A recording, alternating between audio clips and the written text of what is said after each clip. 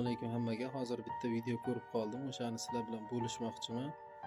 Bu Amerika ko'chalaridagi holat. Bular nima iste'mol qilgan degan savolga javob bermoqchiman. Bular fentanil bilan xilazin moddasini iste'mol qilgan. Fentanil nima? Fentanil 1960-yil belgiyalik doktor Paul Jasson tarafidan o'ylab topilgan kuchli og'riq qoldiruvchi modda. Buni maqsadi o'zi kuchli saraton kasalliklarini og'riqni bostirish uchun yoki urushlarda o'q yeganda og'riq qoldirish uchun yoki narkoz sifatida foydalangan.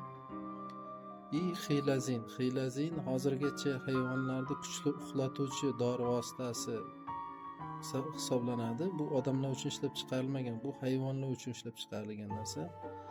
O'shani ikkitasini bitta qilib, hozir bular mix qilib, yangi dori, yangi narkotik, sintetik narkotik turini yasab olgan o'zlariga, ya'ni zombi drug, ya'ni zombi dori deb ataladi. O'shani iste'mol qilish natijasida mana shunaqa ahvolda o'tiribdi. Fentanil haqida yana qisqacha ma'lumot berib o'tib ketaman. Fentanil juda kuchli sintetik narkotik turi bo'lgani uchun geroin bilan morfindan 50-100 barobar kuchli bu. Buni 0,2 milligram ham, ya'ni tuz bo'lakchasidan kichkinarog'i ham odamni peridoz bilan o'ldirishi mumkin.